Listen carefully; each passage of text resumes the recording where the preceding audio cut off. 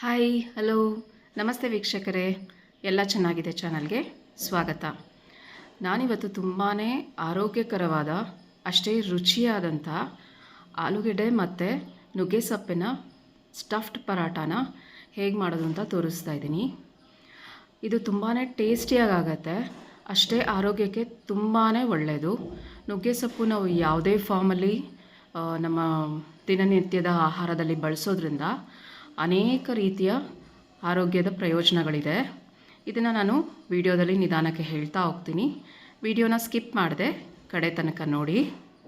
ಹಾಗೆ ಇದೇ ರೀತಿ ಮತ್ತಷ್ಟು ರೆಸಿಪಿಗಳಿಗೆ ನಮ್ಮ ಚಾನಲನ್ನು ಸಬ್ಸ್ಕ್ರೈಬ್ ಮಾಡ್ಕೊಳ್ಳಿ. ನೋಟಿಫಿಕೇಷನ್ ಬಟನನ್ನು ಸಹ ಆನ್ ಮಾಡ್ಕೊಳ್ಳಿ. ನಿಮಗೆ ವಿಡಿಯೋ ಇಷ್ಟ ಆದರೆ ಲೈಕ್ ಮಾಡಿ. ಲೈಕ್ ಮಾಡೋದ್ರಿಂದ ನನಗೆ ಅರ್ಥ ಆಗುತ್ತೆ ನಿಮಗೆ ಇದೇ ರೀತಿ ಮತ್ತಷ್ಟು ವಿಡಿಯೋಗಳನ್ನು ಪೋಸ್ಟ್ ಮಾಡಿದ್ರೆ ಇಷ್ಟ ಆಗುತ್ತೆ ಅಂಥೇಳಿ. ಇಲ್ಲಿ ನಾನು ಸುಮಾರು ಒಂದು ದೊಡ್ಡ ಕಟ್ಟು ಎಳೆಯದಾಗಿರೋ ನುಗ್ಗೆ ಸೊಪ್ಪನ್ನು ಚೆನ್ನಾಗಿ ಬಿಡಿಸಿ ತೊಳೆದು ಇಟ್ಕೊಂಡಿದ್ದೀನಿ. ಈಗ ಇದನ್ನು ಸಣ್ಣದಾಗೆ ಕಟ್ ಮಾಡ್ಕೊತಾ ಇದ್ದೀನಿ.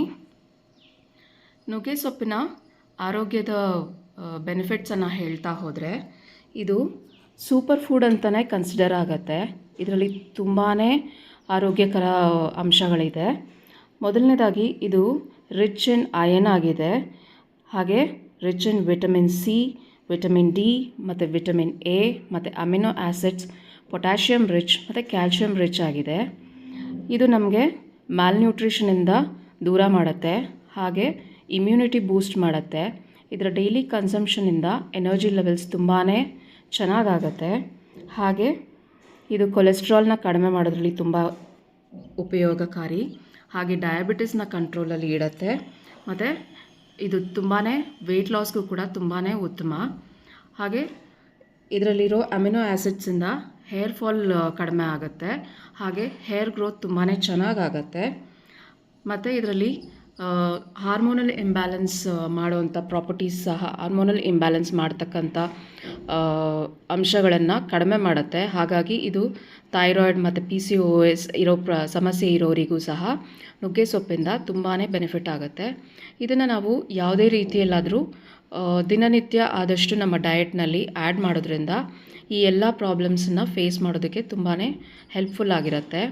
ಇದು ಯಾರಿಗೆ ಅಯನ್ ಡೆಫಿಷಿಯೆಂಟ್ ಅನಿಮಿಯಾ ಇದೆ ಅವರಿಗೂ ಸಹ ತುಂಬಾ ಒಳ್ಳೆಯದು. ಈಗ ಅದಷ್ಟನ್ನು ನಾನು ಸಣ್ಣದಾಗಿ ಕತ್ತರಿಸಿ ಇಟ್ಕೊಂಡಿದ್ದೀನಿ. ಹಾಗೆ ಇಲ್ಲಿ 4 ಆಲೂಗೆಡ್ಡೆ ಬಳಸ್ತಾ ಇದ್ದೀನಿ, ಮೀಡಿಯಮ್ ಸೈಜ್ದು. ಆಲೂಗೆಡ್ಡೆನ ಹದವಾಗಿ ಬೇಯಿಸ್ಕೊಳ್ಳಿ, ಒಂದು 4 ವಿಸಿಲ್ ಬಂದರೆ ಸಾಕಾಗುತ್ತೆ. ಈ ರೀತಿ ಸುಲಭವಾಗಿ ಸಿಪ್ಪೆ ತೆಗೆದು ಬಂದರೆ ಆಲೂಗೆಡ್ಡೆ ತುಂಬ ಪರ್ಫೆಕ್ಟಾಗಿ ಬೆಂದಿದೆ ಅಂತ ಅರ್ಥ. ಈಗ ಒಂದು ಬಾಣಲಿಗೆ ಒಂದು 3ರಿಂದ 4 ಚಮಚ ಆಗುವಷ್ಟು ಎಣ್ಣೆನ ಹಾಕ್ಕೊಳ್ಳೋಣ. ತುಂಬ ಏನು ಎಣ್ಣೆ ಬೇಕಾಗಿಲ್ಲ. ಹಾಗೆ ನೀವು ಇದನ್ನು ವೆಯ್ಟ್ ಲಾಸಲ್ಲಿ ಆ್ಯಡ್ ಮಾಡ್ತಾಯಿದ್ರೆ ಎಣ್ಣೆ ಬೆಣ್ಣೆ ಎಲ್ಲ ನಿಮ್ಮ ಆರೋಗ್ಯಕ್ಕೆ ಅನುಗುಣವಾಗಿ ಬಳಸ್ಕೊಳ್ಳಿ.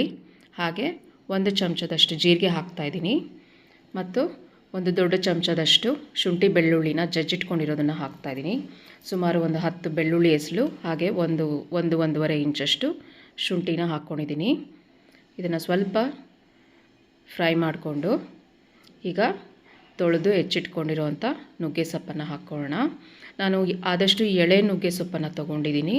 ಬಲ್ತಿರೋ ನುಗ್ಗೆ ಸೊಪ್ಪು ತುಂಬ ಒಗರಾಗುತ್ತೆ, ತಿನ್ನೋದಕ್ಕೆ ಕಷ್ಟ ಆಗುತ್ತೆ. ಹಾಗಾಗಿ ಆದಷ್ಟು ಎಳೆ ನುಗ್ಗೆ ಸೊಪ್ಪನ್ನು ತಗೊಳ್ಳಿ. ಇದು ತುಂಬ ದೊಡ್ಡ ಕಟ್ಟು ನುಗ್ಗೆ ಸೊಪ್ಪನ್ನು ನಾನು ಬಳಸ್ತಾ ಇದ್ದೀನಿ. ಈಗ ಇದು ಸ್ವಲ್ಪ ಎಣ್ಣೆನಲ್ಲೇ ಫ್ರೈ ಮಾಡೋಣ.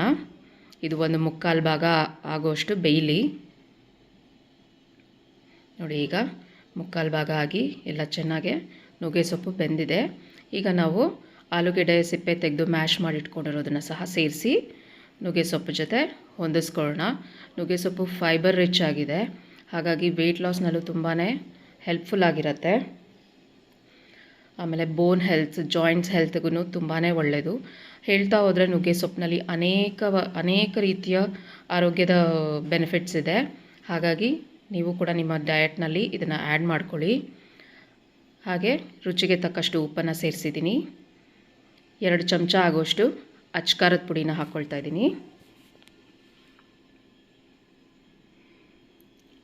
ಅರ್ಧ ಚಮಚ ಅರಿಶಿನ ಪುಡಿ, ಅರ್ಧ ಚಮಚ ಧನಿಯಾ ಪುಡಿ, ಒಂದು 1/4 ಚಮಚದಷ್ಟು ಜೀರಿಗೆ ಪುಡಿ, ಹಾಗೆ 1 ಚಮಚದಷ್ಟು ಗರಂ ಮಸಾಲ ಪುಡಿ, 1/4 ಚಮಚದಷ್ಟು ಆಮ್ಚೂರ್ ಪೌಡರನ್ನು ಹಾಕ್ಕೊಂಡಿದ್ದೀನಿ. ಇದೆಲ್ಲ ಪೌಡರ್ಸ್ನ ನೀವು ನಿಮ್ಮ ಟೇಸ್ಟ್ಗೆ ತಕ್ಕ ಹಾಗೆ ಹಾಕ್ಕೊಳ್ಬೋದು. ಇದೆಲ್ಲ ಪರಾಟನಲ್ಲಿ ಒಳ್ಳೆ ಟೇಸ್ಟ್ ಆ್ಯಡ್ ಮಾಡುತ್ತೆ. ನುಗ್ಗೆ ಸೊಪ್ಪು ಅಂದ ತಕ್ಷಣ ಮಕ್ಕಳೆಲ್ಲ ತಿನ್ನೋದಕ್ಕೆ ಅಷ್ಟು ಇಷ್ಟಪಡದೇ ಇರ್ಬೋದು. ಈ ರೀತಿ ಮಾಡೋದ್ರಿಂದ ಅವ್ರಿಗೆ ಗೊತ್ತಾಗೋದು ಇಲ್ಲ. ಹಾಗೆ ತುಂಬಾ ಟೇಸ್ಟಿಯಾಗಿ ಕೂಡ ಆಗುತ್ತೆ. ಆಲೂಗೆಡ್ಡೆ ಇರೋದ್ರಿಂದ ಮಕ್ಕಳು ಸಹ ತುಂಬಾ ಸುಲಭವಾಗಿ ತಿಂತಾರೆ. ನಾನಿಲ್ಲಿ ಚಪಾತಿ ಹಿಟ್ಟನ್ನು ಮುಂಚೆನೇ ಕಲಸಿಟ್ಟಿದ್ದೀನಿ, ಗೋಧಿ ಹಿಟ್ಟನ್ನು. ಇದನ್ನು ಮೀಡಿಯಮ್ ಅದಕ್ಕೆ ಕಲಸಿಟ್ಕೊಳ್ಳಿ. ಉಪ್ಪು ಮತ್ತು ಸ್ವಲ್ಪ ಎಣ್ಣೆ ಹಾಕಿ ಕಲಸಿಟ್ಕೊಂಡಿದ್ದೀನಿ. ಈಗ ಇದನ್ನು ನಾದ್ಕೊಂಡು ಒಂದು ಉಂಡೆ ಹಾಗೆ ಮಾಡಿಕೊಂಡು ಲಟ್ಟಿಸ್ಕೊಂಡು ಮಧ್ಯದಲ್ಲಿ ನಾವು ನುಗ್ಗೆ ಸೊಪ್ಪಿನ ಫಿಲ್ಲಿಂಗನ್ನು ಸ್ಟಫ್ ಮಾಡ್ಕೊಳ್ಳೋಣ. ಇದು ಎಣ್ಣೆನಲ್ಲೇ ಹಿಟ್ಟನ್ನು ಹಾಕಿನೇ ಲಟ್ಟಿಸ್ಕೋಬೋದು. ನೋಡಿ, ಈ ರೀತಿ ಲಟ್ಟಿಸ್ಕೊಂಡು ನಾನು ಸುತ್ತ ಎಡ್ಜಸ್ನ ಸ್ವಲ್ಪ ಜಾಸ್ತಿ ಲಟ್ಟಿಸ್ತೀನಿ, ಸೆಂಟರಲ್ಲಿ ಬಿಟ್ಬಿಟ್ಟು. ಈಗ ಸ್ಟಫಿಂಗ್ನ ಆದಷ್ಟು ಕಂಪ್ಲೀಟಾಗಿ ಫಿಲ್ ಮಾಡಿ, ಖಾಲಿ ಖಾಲಿ ಇರೋದು ಬೇಡ, ಫಿಲ್ ಮಾಡಿ ಚೆನ್ನಾಗಿ ಲಾಕ್ ಮಾಡ್ಕೊಳ್ಳಿ. ಗೋಧಿ ಹಿಟ್ಟನ್ನು ಲಾಕ್ ಮಾಡಿಕೊಂಡು ಮತ್ತಷ್ಟು ಹಿಟ್ಟನ್ನು ಹಾಕ್ಕೊಂಡು ನಿಮಗೆ ಯಾವ ಸೈಜಿಗೆ ಬೇಕೋ ಆ ಸೈಜ್ಗೆ ಲಟ್ಟಿಸ್ಕೋಬೋದು. ಬರೀ ನುಗ್ಗೆ ಸೊಪ್ಪು ಹಾಕಿದ್ರೆ ಪರಾಟ ಮಾಡೋದಕ್ಕೆ ಸ್ವಲ್ಪ ಕಷ್ಟ ಆಗುತ್ತೆ. ಹಾಗಾಗಿ ಈ ರೀತಿ ಆಲೂಗೆಡ್ಡೆ ಹಾಕೋದ್ರಿಂದ ಚೆನ್ನಾಗಿ ಬ್ಲೆಂಡ್ ಆಗುತ್ತೆ. ಹಾಗೆ ಟೇಸ್ಟ್ ಕೂಡ ಎನ್ಹಾನ್ಸ್ ಆಗುತ್ತೆ. ಎಲ್ಲರೂ ಸಹ ಸುಲಭವಾಗಿ ತಿನ್ಬೋದು, ಯಾವುದೇ ರೀತಿ ಕ್ರಿಬ್ಬಿಂಗ್ ಇರೋದಿಲ್ಲ. ನೋಡಿ, ಚೆನ್ನಾಗೆ ಹಿಟ್ಟಿನಲ್ಲೇ ಲಟ್ಟಿಸ್ಕೊಳ್ಳೋಣ. ಈ ನುಗ್ಗೆ ಸೊಪ್ಪು ಪುರಾತನ ಕಾಲದ ಎಷ್ಟೊಂದು ಔಷಧಿಗಳಲ್ಲಿ ಸಹ ಬಳಕೆ ಆಗ್ತಾಯಿತ್ತು. ಇದನ್ನು ಹೆಚ್ಚೆಚ್ಚು ನಾವು ತಿನ್ನೋದ್ರಿಂದ ತುಂಬಾ ಆರೋಗ್ಯಕ್ಕೆ ಒಳ್ಳೆಯದಾಗತ್ತೆ. ಹಾಗಾಗಿ ನೀವು ಒಮ್ಮೆ ಈ ರೀತಿ ನುಗ್ಗೆ ಸೊಪ್ಪಿನ ಪರಾಟ ನಿಮ್ಮ ಮನೆಯಲ್ಲಿ ಟ್ರೈ ಮಾಡಿ. ಹೇಗೆ ಬಂತು ಅಂತ ಕಮೆಂಟ್ ಸೆಕ್ಷನಲ್ಲಿ ತಿಳಿಸಿ. ಈ ಕಡೆ ಒಂದು ಹೆಂಚು ಬಿಸಿಗಿಟ್ಕೊಂಡು ಅದ್ರ ಮೇಲೆ ಈಗ ನಾನು ಪರಾಟ ಹಾಕ್ಕೊಂಡು ಸ್ವಲ್ಪ ಆಯಿಲ್ ಹಾಕ್ಕೊಳ್ತಾ ಇದ್ದೀನಿ. ಇಲ್ಲಿ ಆಯಿಲು ಮತ್ತು ಬಟರೆಲ್ಲ ನೀವು ನಿಮಗೆ ಹೇಗೆ ಬೇಕೋ ಹಾಗೆ ಸೇರಿಸ್ಕೋಬೋದು.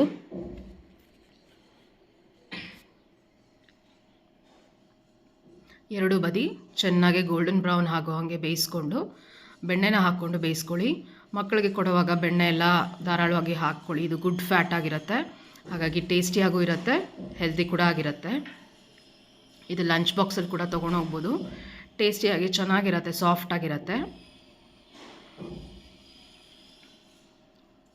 ನೋಡಿ, ಎಷ್ಟು ಚೆನ್ನಾಗಿ ಗೋಲ್ಡನ್ ಬ್ರೌನ್ ಆಗಿ ನುಗ್ಗೆ ಸೊಪ್ಪು ಮತ್ತು ಆಲೂಗೆಡ್ಡೆ ಪರೋಟ ರೆಡಿ ಆಯಿತು.